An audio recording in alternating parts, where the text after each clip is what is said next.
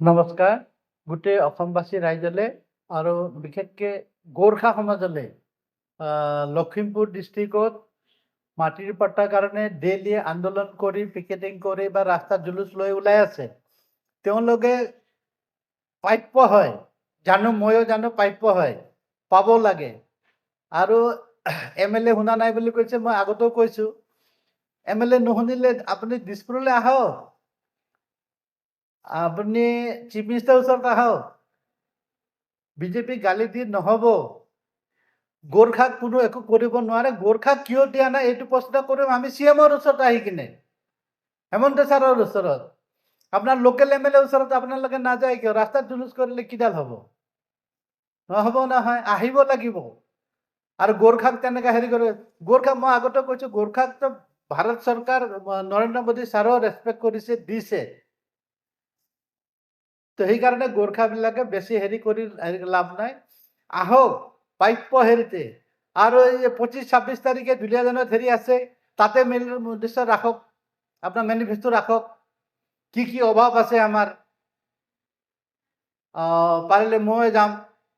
আৰু আজি আমাৰ গুৱাহাটীৰ পৰা সুনীল ছেত্ৰীয়ে হেৰি কৰি আছে, মই তেওঁক আমাৰ গোৰ্খা সমাজৰ কাৰণে কিবা গিফ্ট কৰিছোঁ, তেওঁ দিব। ভলেণ্টিয়াৰৰ কাৰণে জোতা হেৰি কিবা কিবি লাগে বুলি কৈছে, মই দিছোঁ, এইটো লৈ আহিব তেওঁ। গতিকে চৰকাৰৰ লগত যদি যুদ্ধ কৰিব লাগিব, অফিচত আহি পেলাই ৰাস্তাত হেৰি কৰি লাভ নাই। আপোনালোক ইমান বুদ্ধিজীৱী মানুহ, গোৰ্খা মানুহ, তাতে হেৰি কৰি কি হ'ব? মানুহ এটা হাঁহি আছে। আৰু খালি লখিমপুৰ ডিষ্ট্ৰিক্ট বা লখিমপুৰ বুলি কৈছে, বা আপাৰ আছাম, তেজপুৰ, বিশ্বনাথ চাৰিআলি, লখিমপুৰ, এইটো এটা লাইনত ধৰিছে। গোটেই অসমৰ ধৰিব লাগিব। গোটেই অসমৰ গোৰ্খাৰ কাৰণে মাত মাতিব লাগিব। এজনো মাতিলে নহ'ব। গোটেই অসমতে আছে এনেকুৱা হেৰি প্ৰব্লেম থকা মানুহ। সব মানুহ পটন থকা মানুহ নাই, পটন থকা মানুহ বহুত আছে। 90% মানুহ পটন থকা মানুহ আছে। যুগ 100-200 বছৰৰ পৰা থকা মানুহ আছে।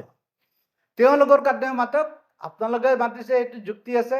কিন্তু ৰাস্তাত জুলুচ কৰে, বিজেপি গভমেণ্ট হেৰি কৰতে নহ'ব বুলি মই ভাবোঁ। আপোনালোকে চিফ মিনিষ্টাৰৰ ওচৰত আহক, আকৌ গৈছোঁ।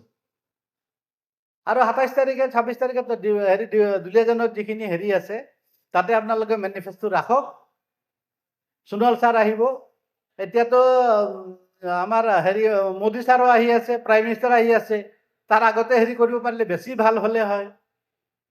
আমি প্ৰাইম মিনিষ্টাৰলৈ পোষ্ট কৰিব লাগিব, প্ৰাইম মিনিষ্টাৰলৈ দিব লাগিব। যদি হেমন্তও নুশুনে, কোনো নুশুনে, গোৰ্খাত যদি নুশুনে, মই আগতেও কৈছোঁ নহয় আপোনালোকে শুনক। ৰাস্তাৰ হেৰি কৰিলে লাভ নাই। আমি গোৰ্খাৰ নিচিনা ষ্টক মানুহে নাই। গোৰ্খাক যিমানে ৰেচপেক্ট দিছে ইণ্ডিয়া গভৰ্ণমেণ্টে, কোনো কটন দিয়া নাই, কোনো জাতিকে দিয়া নাই। গতিকে আহিব লাগিব আপোনালোকে, আপোনাক প্ৰাপ্যটো বিচাৰিব লাগিব। হয়, গুৱাহাটীলৈ আহক, আপোনালোকৰ লিডাৰ আছে, হেৰি আছে, সব গোটেই উঠিও আহিব নালাগে। আহি কিনে আলোচনাত বহক, টেবুলত বহক, আলোচনা কৰি যদি নহয়, তেতিয়া আন্দোলন কৰাটো যুক্তি বুলি মই ভাবোঁ। মানে টাইম লছ কৰি লাভ নাই। মেইন যিমানখিনি হেৰি প্ৰব্লেম আছে, গোৰ্খাৰ হেৰিখিনি কৰা হৈছে কিহৰ কাৰণে? গোৰ্খাৰ প্ৰব্লেমখিনি চল্ভ কৰিবৰ কাৰণেহে। সেইকাৰণে দুলীয়াজানতে আপোনালোকে ৰাখক। মই আজি ইমানেই ক'লোঁ। নমস্কাৰ।